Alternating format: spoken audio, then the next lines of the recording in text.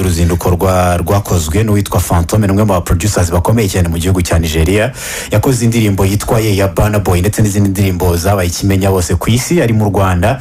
Amaze gutangazwa rero abahanzi bari gukorana nawe ku ikubitiro witwa Bwiza niwe wifashishije imbuga nkoranyambaga zaranabitangaza ko bari gukorana kuri external playlist izajya hanze vuba cyane, ndetse na Afite arazwi cyane ari gukora kuri album ye. Noneho witwa Kenny Soul nawe yiyongereye mu bari gukorana n'uyu mu producer ukomeye cyane. Indirimbo Kenny Soul ahamya ko ishobora kuzajya hanze mbere yuko uyu mwaka ujya hanze, ni na umwaka ushira, ni na nyuma yuko Kenny Soul aheruka gutangaza ko ari gukorana indirimbo na AG Baby cyangwa se Adekunle Gold, umuhanzi ukomeye cyane mu gihugu cya Nigeria.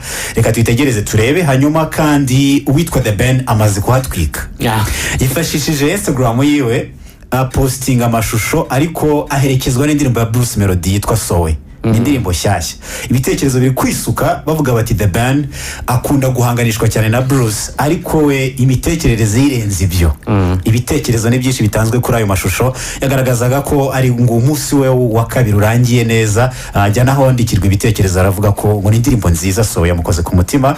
Bruce anavuga ko ari indirimbo ahamya ko izamwambutsa imipaka y'u Rwanda kugira ngo komeze yamamare ku ruhando mpuzamahanga.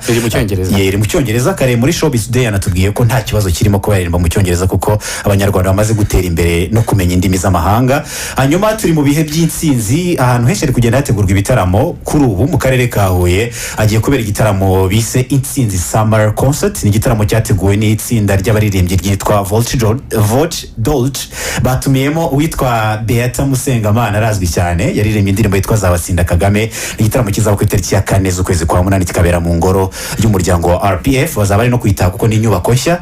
Hanyuma twigira hanze y'u Rwanda hari kuvugwa byinshi cyane, ariko reka mpere mu gihugu cya Uganda. Yitwa Azawi, arazwi cyane n'umuririmbyikazi ukomeye mu gihugu cya Uganda. Uyu munsi iriwe agarukaho cyane ku mbuga nkoranyambaga nyuma yuko imbuga nkoranyambaga ze yari yashyizeho amashusho agaragaza urubyiruko rwari ruri mu myigaragambyo mu gihugu cya Uganda. Gusa nyuma ayo mashusho ndetse n'amafoto byaje gusibwa. Abantu bibaza icyatumye bibaza niba wenda adashyigikiye bari gukora iyo myigaragambyo, ariko mu kanya agiye ku mbuga nkoranyambaga ze avuga ko yabisibye kuko hari abantu bari kubifata uko bitari. Atariko n'ubundi nanjye nifatanije n'abo rubyiruko, abayobozi bakwiye kurwumva nibyo bari gusaba bikaba byashyirwa mu bikorwa. Barimo bararwanya ruswa cyane igaragara mu gihugu cya Uganda, ndetse na Strength Avenue ni label abarizwamo yari yahakanye ko atariyo yasibye ayo mafoto ndetse n'amashusho, ahubwo ari Azawi nyir'ubwite wabyisibiye. Hanyuma ngiye kure cyane, by'umwihariko muri Leta Zunze Ubumwe za Amerika amatora yatangiye gushyuha kandi azaba mu kwezi kwa 11. Ibyamamare bitandukanye biri kugaragaza ko bishyigikiye Kamala Harris. By'umwihariko uwitwa Beyonce yavuze ati nguhaye indirimbo yanjye yitwa Freedom, uzayikoreshe nka anthem cyangwa indirimbo uzifashisha mu bikorwa byo kwiyamamaza kwawe.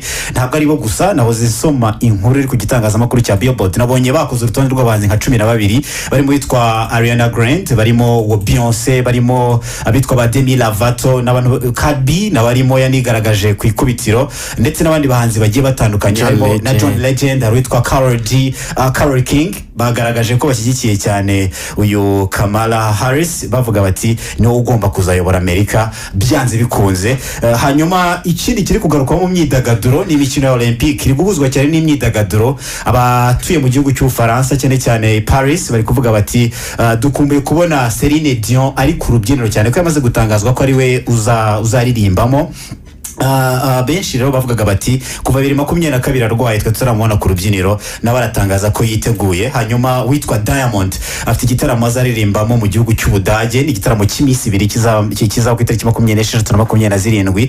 azaba ari kumwe n'abandi bahanzi bo muri Afrika, harimo witwa CK arazwi cyane muri Love Nwatiti, n'umuhanzi ukomeye muri Nigeria. Hari witwa Richard Bona, hari witwa Libianca, hari witwa Victoria arazwi mu ndirimbo yitwa Soweto, hari witwa Tarot Dipanda, hari witwa Inos B, Rosalind Leyo, ndetse n'abandi bahanzi batandukanye biteguye kuzashimisha cyane abazabareba muri icyo gitaramo kizabera mu gihugu cy'Ubudage. Ni ibitaramo n'ubundi by'iminsi 2. Hanyuma witwa Zuchu yatangaje ko azashyira hanze album, ariko mu by'ukuri ukurikije ibikorwa biri kubera muri Wasafi ubu imbaraga nyinshi ziri kuri Diamond. Ari gukora ibitaramo bitandukanye, ari kugerageza kugeza kure indirimbo ye yitwa Koma Sava yakoranye n'abahanzi bo mu gihugu cya Nigeria, barimo witwa Shlay Kosi ndetse n'uwitwa Khalil Harrison, n'abahanzi bakomeye mu njyana y'amapiano. Ni indirimbo babonye ko ishobora kuba yakwambutsa Diamond ikamugeza kure cyane, bari kwishyiramo imbaraga cyane, bigatinza rero gushyira hanze iyi album ya Zuchu. Mukanya nawe yifashishije imbuga nkoranyambaga ze agaragaza ko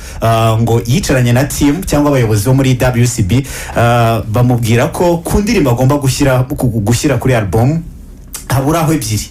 Arangije nawe aravuga ngo ndashaka kongeraho imwe.